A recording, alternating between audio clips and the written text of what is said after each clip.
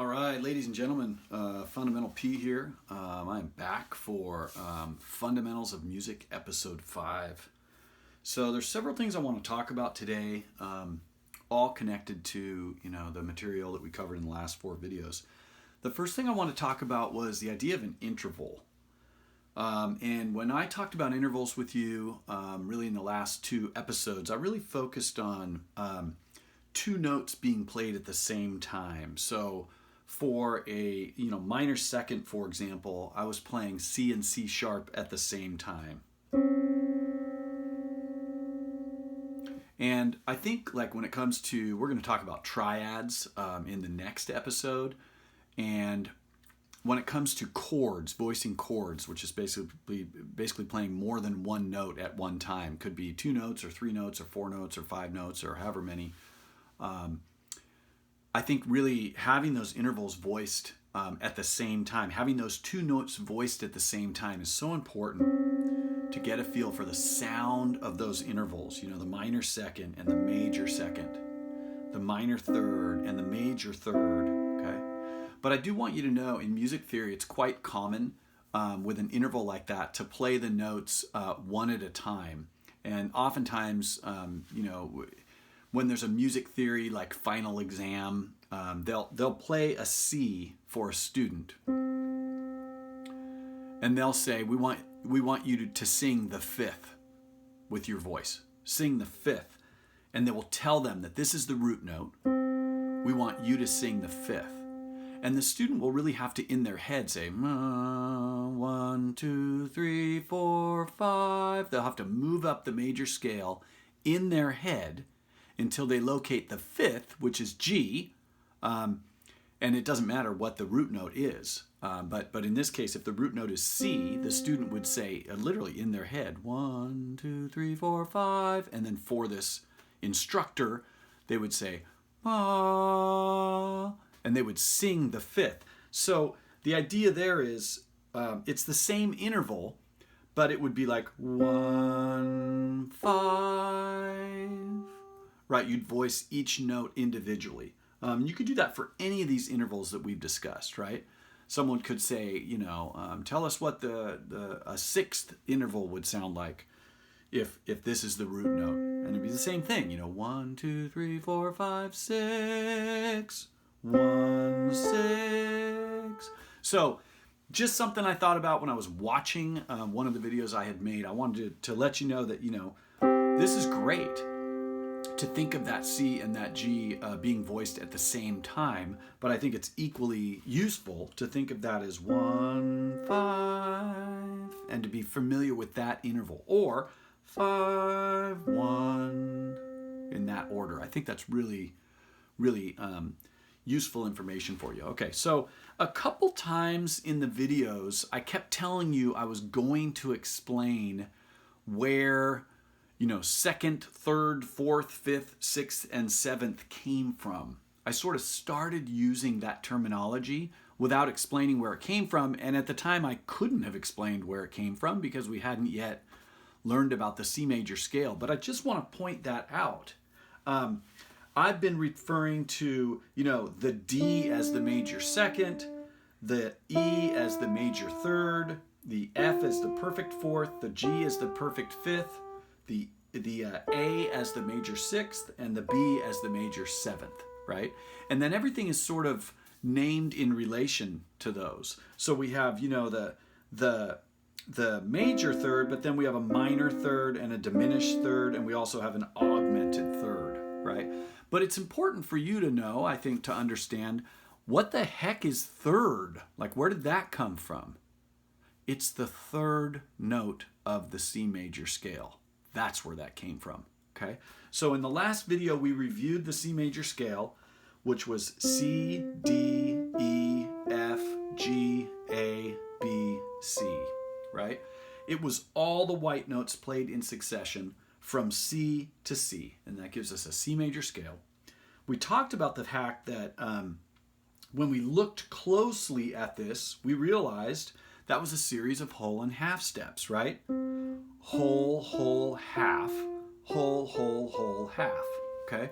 But the important thing for you to know is if the notes of the C major scale really are C, D, E, F, G, A, B, C, C is the root note. I've mentioned that many times. We can call it the one chord, or the one, I guess. But it's more commonly referred to as the root. Here's the second, third, fourth, fifth, sixth, seventh, and eighth. Meaning the second note of the C major scale, the third note of the C major scale, the fourth, the fifth, the sixth, the seventh, and the octave. Okay? So that's where, I hope that makes sense now when you think back to the fact that we have a major second and a minor second and an augmented second, right? The idea of the second is it's the second note of the C major scale, which, as I mentioned in the last video, that C major scale is like the mother of all major scales. So it's really a good one to know. And actually, sort of all other major scales are sort of compared to the C major scale, right? So we talked about the G major scale the other day, and we're like, oh, well, it has one sharp, right?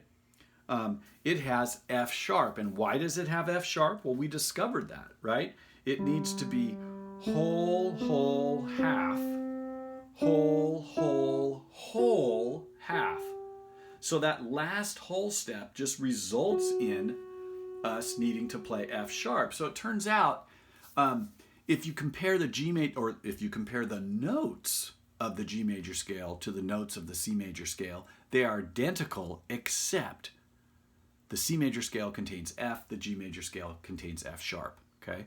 Like we also saw in the last video, the D major scale can then be thought of as a G major, the notes of the G major scale with a C sharp instead of a C, or the notes of a C major scale with a C sharp and an F sharp instead of a C and an F, right? So,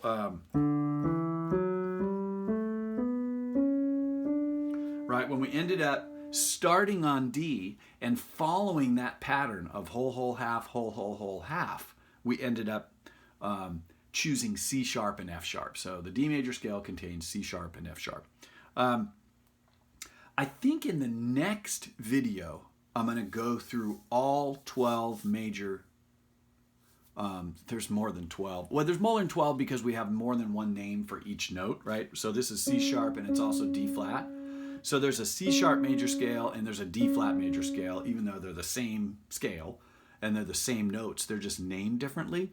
So I'm probably not going to be redundant there and name them twice, but we'll see. I mean, I think at some point I'm going to sort of, I'm going to review a number of major scales with you, and then pretty much kind of, I know the word homework, man, just evokes fear in people. Homework, not like that kind of homework, but I'll probably do a certain number of major scales with you, and then I'll say, there are more, why don't you go discover them on your own, okay? And the fascinating thing about a C sharp major scale, I told you in the last video that the C major scale has no sharps or flats. It's really kind of cool. The C sharp major scale, every single note is sharp, okay? So it's C sharp, D sharp, E sharp, F sharp, G sharp, A sharp, B sharp, and C sharp. Every single note in the C sharp major scale is sharp. Whereas every single note in the C major scale is not sharp or flat, right? So you can imagine G sharp has one sharp, D sharp has two sharps, then you're going to discover a third major scale that has 3 sharps. There's another one with 4 sharps, 5 sharps, 6 sharps, and once we get to 7 sharps, there's only 7 notes. So if there's 7 sharps, every single note must be sharp, and that actually ends up being C sharp major, okay? And it works the same way with flat notes, okay? We're going to discover that there is a major scale with 1 flat. There's a major scale with 2 flats, another one with 3, 4, 5, 6, and again, there will be a major scale with 7 flats. And I will be honest, this thing is slipping a little bit, I think, here. Let me try to, maybe it's this thing that's moving. Sorry, everybody. Technical difficulties, I guess, are bound to happen, but I'm trying to make sure that video sort of, that camera picks up everything that I'm going to be showing you. Okay, so isn't that interesting? right? So as we discover those major scales in the next video, we're going to realize, oh my gosh, they're just, you know, there are lots of major scales that contain sharps and flats, and we'll take a look at those. Okay, but for now, I wanted to talk about something different in today's video. And one of the things I wanted to take a look at was now that we know the C major scale, right? C, D, E, F, G, A, B, C. I didn't think I was going to sing in these videos, and I find myself singing a bit. So C, D, E, F, G, A, B, C. Okay. So like we said, 1, 2, 3, 4, 5, 6, 7 octave, right? So here's an interesting thing. I want to just show you some triads today, which are kind of interesting in there, and then that's going to lead to a discussion about the modes of the major scale, which I love, and we'll maybe do that in a subsequent video as well. But if you know, we saw this interval in one of the last videos, and it's called a major third. We also saw this interval in a previous video, and it was called the perfect fifth. If I play all three of those notes at once, I end up with a triad, okay? And this particular triad has the root, the third, and the fifth, okay? The root, the third, and the fifth. Now notice, a major third, let's count the half steps in a major third. So we have 1 half step, 2 half steps, 3 half, so 4 half steps, or 2 whole steps, 1, 2, results in a major third, okay? Well, notice this right here. If you start with E, we have a half step, a half step, and a half step. In other words, if we play this triad, there's really several things going on. There's this perfect fifth, there's this major third, and then there's this thing, whatever it is, okay? And I propose to you that if 2 whole steps makes up a major third, which is 4 half steps, then 3 half steps is actually a minor third. And notice here, this interval here between E and G. Here's E, 1 half step, 2 half steps, 3 half steps. So in relation to E, this is actually a minor third interval. There's a major third, here's a minor third. So in this triad, this is fascinating to me. When this was explained to me, I remember thinking, whoa, that is so cool. So this simple triad here contains a major third with C and E. It contains a minor third with E and G, and it contains a perfect fifth with the C and the G. And when you play all at the same time, it's so fascinating. Like all of those oscillations, you know, sort of, interacting with one another. All of those vibrations, you know, those, traveling through the air are sort of, they're all interacting with one another when we play that triad like that. And I think that's what gives it its special quality. I'm going to have to adjust this camera here real quick, everybody. Hold on just a sec. Yeah, something funky is happening here. My camera's moving around today. It just has a mind of its own.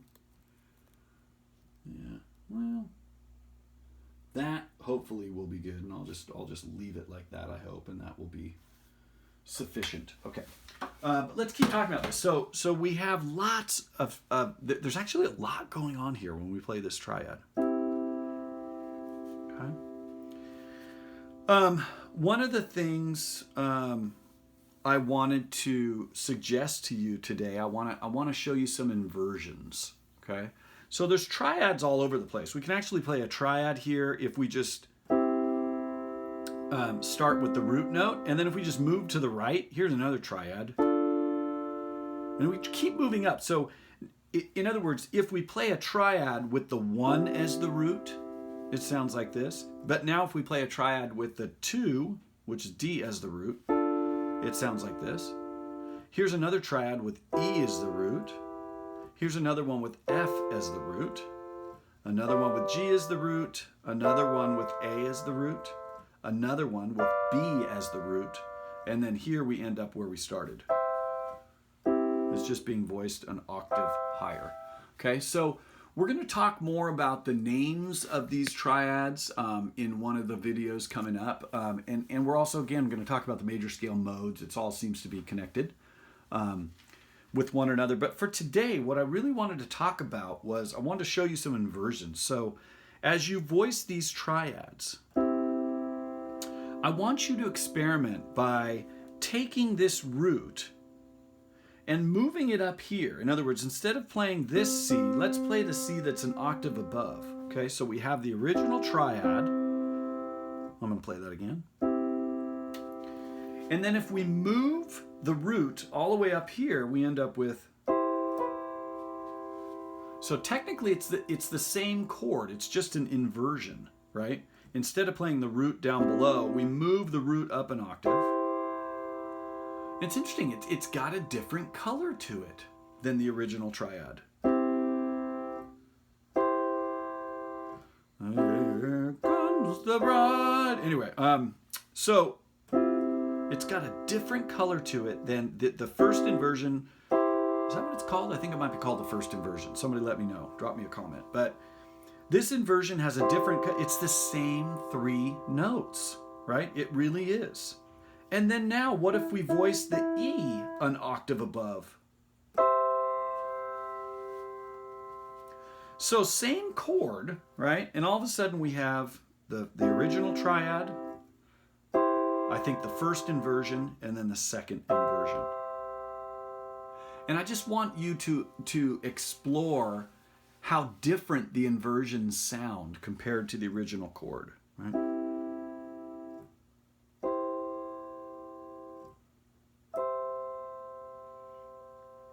Also, you know, things tend to get muddy. Like if I was to voice a chord down here, it doesn't really sound very good, okay?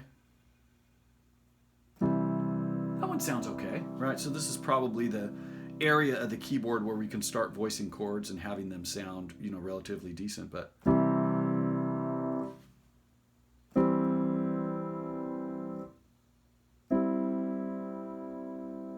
So play around with that too if you've got a keyboard or again, you know, like I was saying in the last video, just try to find a keyboard you can use, even if you just, you know, have one that you can use. So here's the original triad, here's the first inversion, here's the second inversion.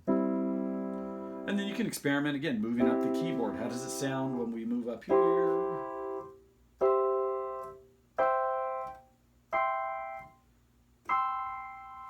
Another thing you can do with a triad like this, which is really interesting, and it's sort of related to something I showed you the other day, is you can... I am just having so many technical difficulties today. This is unbelievable. Sorry about the camera, folks. I'll try to work out some of these glitches with the editing a little bit, but anyway. So this original triad, try moving the root down. Isn't that interesting? So take that original triad, move the root down an octave. Now take the inversion, move that root down an octave. Isn't that cool? Okay, and then the third inversion, even move that down an octave and see what happens.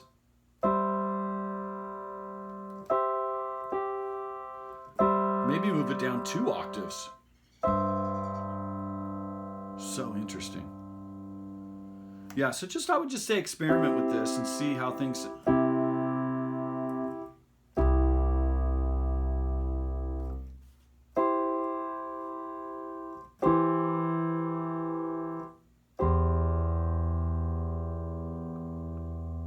God, I love that chord right there. Okay. Here's another one. It's this one, I believe.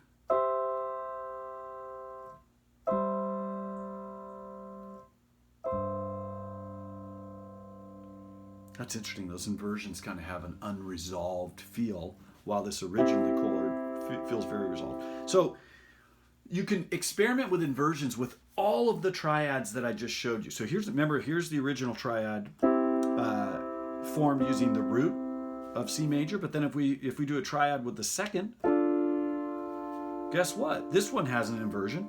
Oh, by the way, let's try. Okay, so here we go.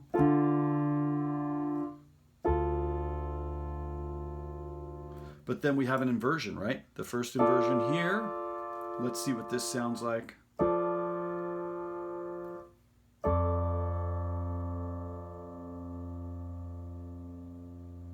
And then finally, again, same three notes, right? D, F, and A. Now it's F, A, D, and then now it's A, D, F. So same three notes. These are just inversions. So check this out.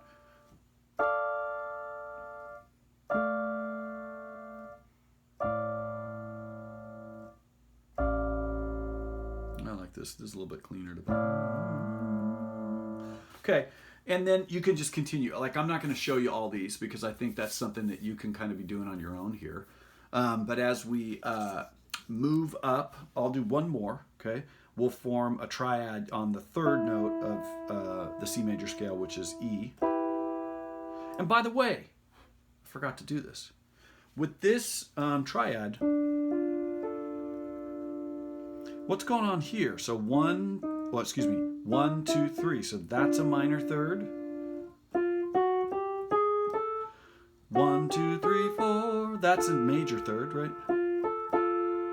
So we have a minor third, a major third, and that's a perfect fifth. Okay. So it's interesting. Here we had the major third and the minor third. Here we have the minor third and the major third. Here we have the minor third and the major third, and then the perfect fifth. So isn't that interesting? So experiment with that as you voice these triads. Try to determine what's going on there. So again, 1, 2, 3. So this is a minor third. 1, 2, 3, 4. That's another major third. So this is a minor third, a major third, and this is a perfect fifth. Same as this one. So try to figure out which intervals are contained in these triads as you voice them. Okay. And then again, playing the inversions, right? And moving those root notes around. Okay, and then the first inversion here.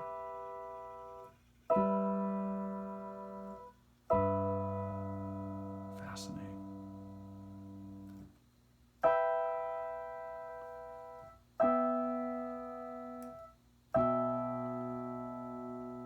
Okay, so I think you can, this thing is just giving me so much trouble today. This is hilarious. Yeah, it's just like creeping down, man. It just does not want to stay in one place, and that's okay. I think we got what we needed for today, but I ordered something from Amazon, a little clip that will actually attach to the mic stand and hold my phone a little more steady. And I had this camera going over here too. We'll see if we used any of that footage from that. From that camera I had up there on the bookshelf. So anyway, I think that's it for today. Play these triads, all of them, right? All the way up that C major scale. Play all these triads. Experiment with all those inversions and experiment with moving those root notes of those triads and those inversions up and down the keyboard just to create different colors and just give you a sort of, it's like a palette, right? So imagine an artist and they have this blank canvas and they have this palette, they're holding that piece of wood and it has all these different colors that they can choose from, and then they're mixing the colors together, because that purple, I'm so bad with this, but that purple that's on there isn't quite the purple they're looking for, so they're mixing in some red or they're mixing in some, and on the keyboard, it's the same thing. Like, as you expand your knowledge of music theory, it's like expanding your palette. It's expanding your choice of colors that you can then use in your piece of art, which is the music that you're creating. So hope you had fun with this. Fundamental P here, episode 5. I've got more coming because I've got a lot in my head that I want to show you. And Again, like this video if you thought it was cool. Please subscribe, share it with your friends. Let them know that if they're interested in music at all, they can check out these videos. I hope these are helpful to somebody. And that's it for now, everybody. Take care, and until next time, Fundamental P. Bye-bye.